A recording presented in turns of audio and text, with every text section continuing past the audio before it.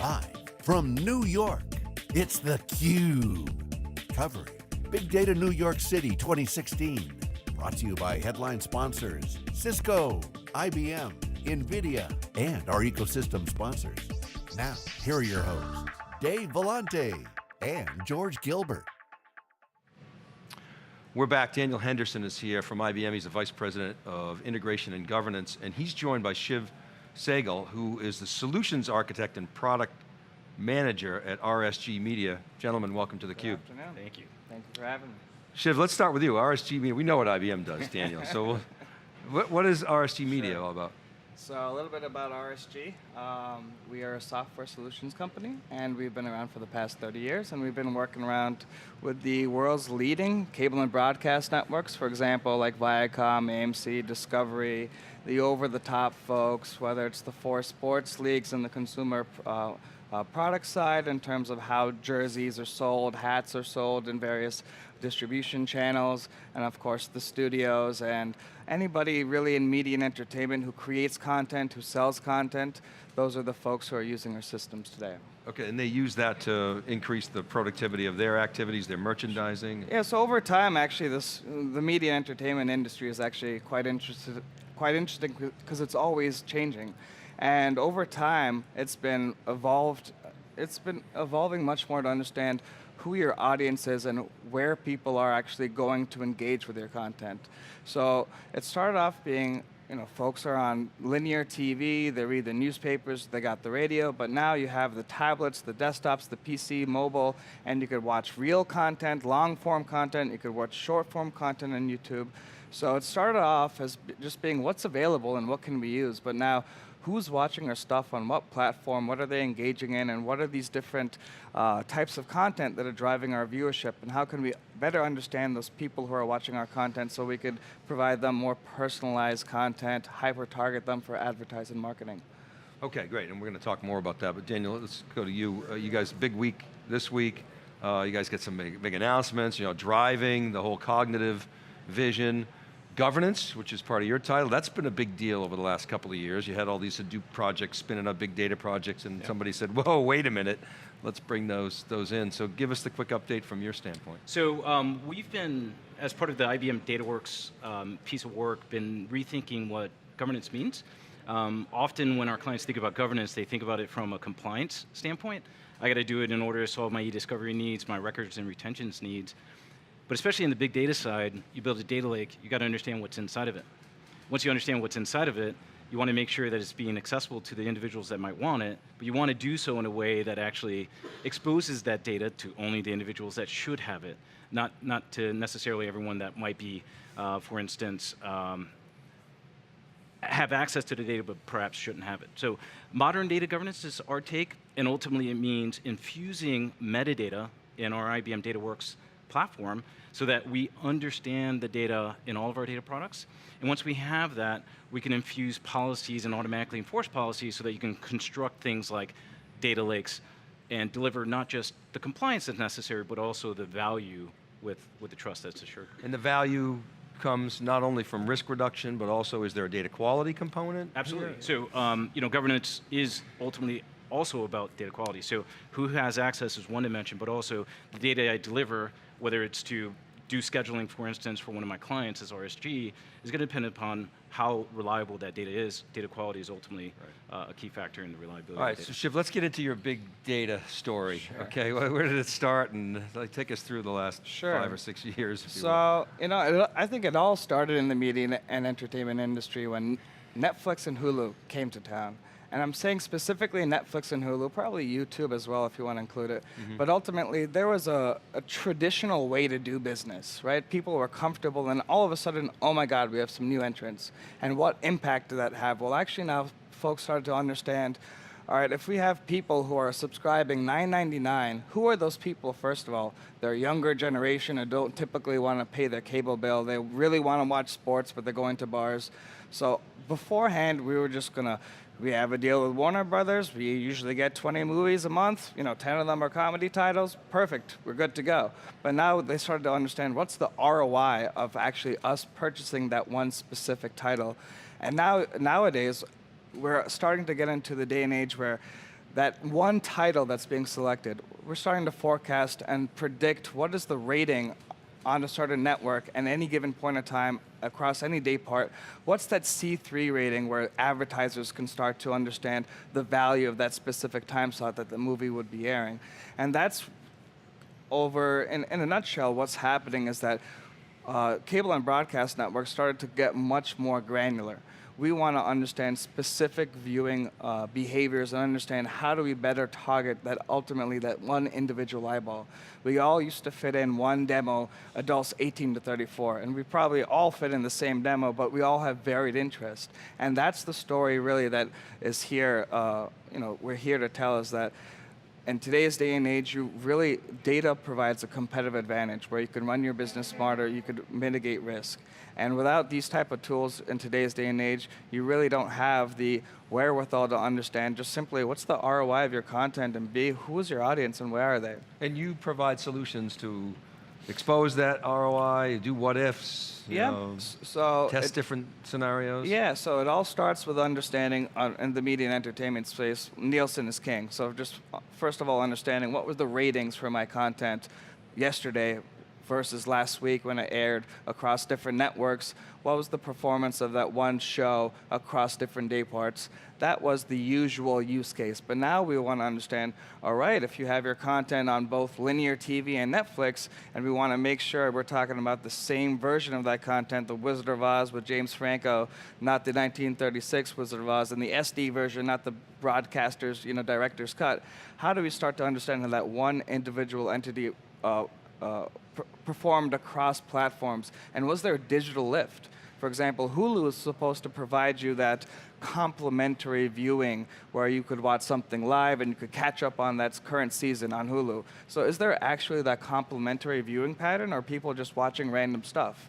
And these are the different things that helps you make sure that you can engage with your subscriber, with your audience base, and taking these data points to better create an effective linear schedule and making sure you could allocate the right content across the right platforms. And of course, we can't forget about the advertising and the marketing inventories, because that's where the money is. So I can't wait to hear, George, how they do this. Go ahead. Well, that was exactly what I was going to ask, which is it sounds like you have more data feeds or sources to deal with, some external, perhaps some you can tease out internally that was difficult before. But then also, what are the governance technologies that have to come into play for you to trust those data sources, internal and external? You said the key word, George. It's all about trust. And Daniel, you're talking about governance. None of the analytics that we do means anything if you can't trust the approach to how you manage your data. And that's, first of all, step one.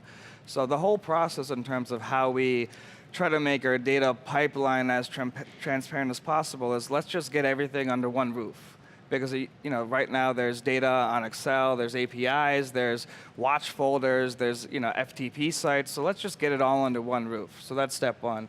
And then after you have step one, well, what are we talking about here? Are we talking about the linear data for Wizard of Oz, the HD version, not the SD version? Are we talking about the on-demand version? Are we talking about the clips, the trailers? What is that reporting entity? So then we start to transform the data in a very cleansed view where we understand, all right, this was how that one specific entity performed across linear, non-linear, across these different tablets, devices. We start to break out the data in these very I call them master tables, but ultimately it's these cleansed tables. And this process is very, very important, and it's very complex. There's matching algos that come into place with Spark and Python that says that, all right, we have these different assets, we marry them together and clump them together.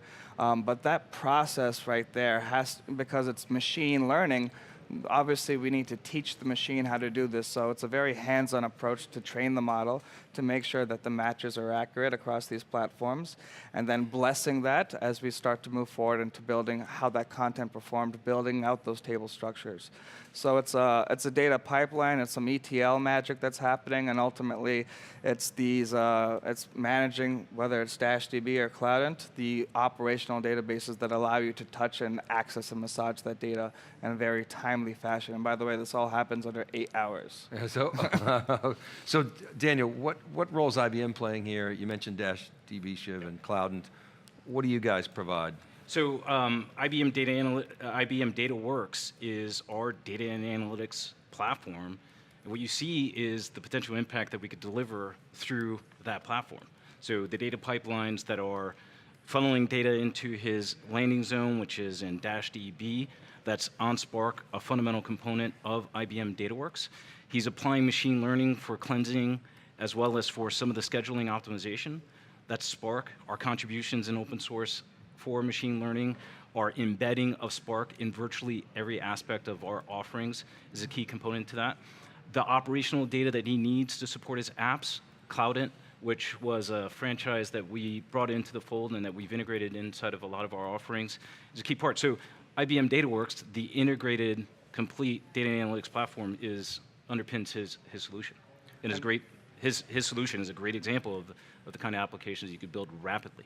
And you access this on-prem, you do this through Bluemix and So SoftLayer? It depends honestly on that client and their political preference, to be honest. We see a lot of clients moving to the cloud, but there's also those traditional folks who like their stuff on-prem. And that's the nice thing working with IBM is that we have the flexibility. It's a non-issue. You want something on-prem, all right, you got DashDB local. You want something cloud-hosted, all right, you're good to go. So we have no preference. As long as we're flexible, or, then it's all good. It's ultimately what the client wants. One of the questions we have is that in the big data ecosystem, the open source big data ecosystem, which is pretty much the same, there's a lot of innovation at the tool level, and then a lot of sort of experimentation on the go-to-market level. To what extent did you choose IBM because they could bring all the pieces to bear and they could put them together? You actually perfectly put the words together. It's putting and packaging the right technologies together, and that's what ultimately we care about. Do we have the tools as a technology company to manage the data, to transform the data, to create the algorithms, to interact with the data? Can we build applications on a platform and be able to have our Node.js application or another Java-based application based off what that specific business need is? And IBM's platform, their DataWorks, their Watson DataWorks project, provides a huge set of tools for us to be able to build what we need in a timely fashion. And the ability for us to prototype, as you said earlier, George, for example, coming up with an algorithm that schedules content appropriately on linear television, well, first of all, how are we going to build that model? Are we going to use the logistic regression, a random forest model, a time series model? And in fact, we did a little bit of everything and just compare and contrast the outputs of all those various models and then meld them together. So the ability to fail, but fail quickly, the ability to prototype and do it quickly, and then package it all together in a nice, seamless app, well, that's ultimately our business model, and that's ultimately the advantages that we feel on So the Shiv, platform. this consumption models of linear consumption and nonlinear consumption, we talk about it all the time. On the web, this nonlinear, it's like, little cookies all over the place and Hansel and Gretel. But then you see things like binge watching, which changes that equation. Yeah. So what are you seeing in terms of the consumption model? So the saying in the industry is linear dollars and digital dimes. There's a lot of viewers on linear TV, but also there's a lot of viewers on nonlinear platforms, and you ultimately have to manage both. Even though TV viewing is down, I believe the number is about 8%. And the number last year was about 6% overall. There's still people watching TV in their households, and so for those folks who are tuning in, we want to make sure we have the most eyeballs watching your content. But for the viewers on the nonlinear platforms, well, we're going to bring it all together and understand when you're scheduling content on linear TV, what those viewing behaviors are on those nonlinear platforms, so you can create a plan that engages with those nonlinear folks as well. So we're not siloed. We can't think of linear by itself. We have to think about them together, and that's actually one of our exact applications that we have, cross-platform reporting, which allows you to understand the viewership of content across these different platforms. Well, I love this, the saying, linear dollars, digital dimes. But the Olympics this year was a good example where NBC put a big effort into live streaming virtually everything, and the consumption patterns were as you described. But the industry seems to be trying to avoid what happened to the print publishing business. Do you have confidence that they can navigate through that, or is it Just Yeah, like damn the torpedoes, we're going it's- going at I full think speed the ahead. fact that the Wall Street Journal can charge a digital subscription as well as a paper subscription was just noteworthy by itself. You know, the fact that they know that consumers want their products so bad that they will pay for 2 subscriptions. However, the media and entertainment industry, it's a little bit different where you have somebody who has maybe your parents have a cable subscription, and then I will be able to watch TV everywhere using their login and authentication. So the business case is a little bit different where the MSOs, the service providers, the Comcast of the world, they allow you to share these credentials across, there's 5 different accounts that you can use. So these concurrency limits, if the industry really wants to see what happened to the paper industry and take some notes, well, they should understand people were able to monetize on both a paper subscription and a digital subscription. Right now, you just have one subscription that's enabling you access to this huge, locker of content.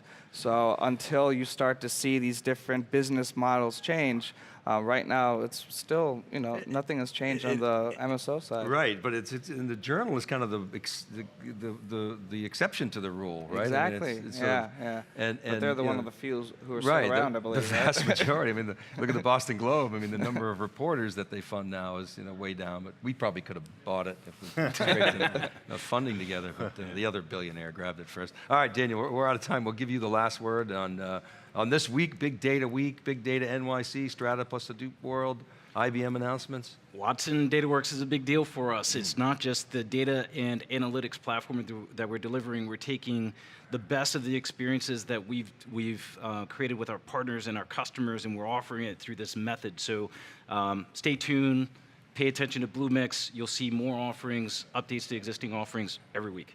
It's amazing. Great, love it. Daniel and Shiv, thanks very much for coming on. Great story. Thank you. All right, keep it right there, everybody. We'll be back with our next guest. This is Big Data NYC. We're live from New York City. We'll be right back.